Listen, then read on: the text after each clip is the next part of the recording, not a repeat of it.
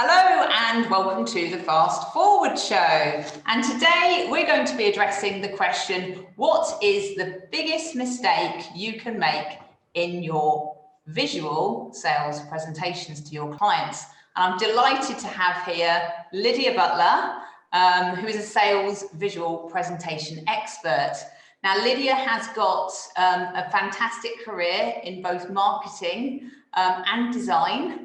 And Lydia has studied the psychology of sales, and Lydia has worked with companies such as Legoland, 3M, and brands such as Drinkaware to help them get their compelling messages across to their audience and make sure that that message really connects with their audience.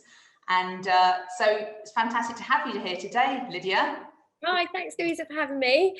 No problem at all. So let's crack on to the first question. So what is, in your experience of over 20 years of working with these top names and your graphic design background, your marketing background, and understanding the psychology of sales, what is the biggest mistake that people make with their presentation? The number one big mistake I see time and time again is just way too much text on a slide, and that need to get as much on there that to stop people from missing out on what they want to say. So when in doubt, put everything in, and that's exactly the opposite of what really you should be doing.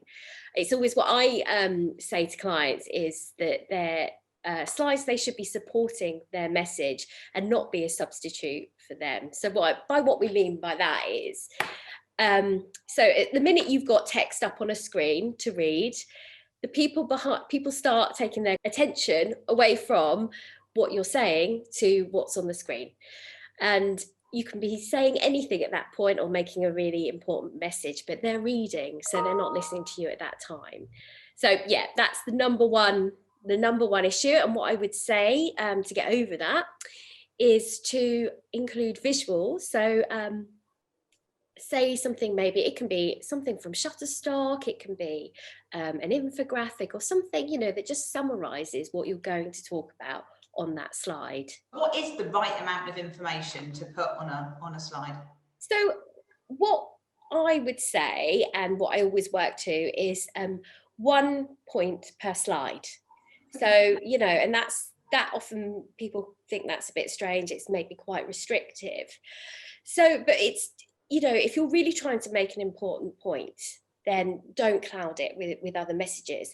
Don't be afraid of having more slides in your deck. If they're all simple and they're just to kind of support your message, that's not going to be a problem. It's going to be a problem if you have lots of really messy, text-heavy slides where people can't quite really get into the presentation. Where do you start with the presentation? Do you start with the content? Do you start with the question? Do you start with the finishing point? What's your advice? So when putting together a presentation, it's what is the objective? Always, for me, that's where we start. So what we're trying to achieve with that. And from then you can make all your decisions. So if you are going in to see and to sell to somebody, and they have, they have a limited amount of time, let's say, as we've talked about, and they say maybe CEO or someone really high level who's got the limited amount of time, you need to get in there quickly with your hook. So a lot of people, when I see them, they send me their presentations to look at, and they're quite married to this really nice bit at the beginning that they put in all their presentations, which is about the background of the history of the company, and then we merge with this and blah blah blah blah blah. That's great because obviously it shows how established and everything your company is, or but ultimately that's time that you're taking up out of that valuable person's schedule, and that's the time, that beginning bit, you've got to get their attention.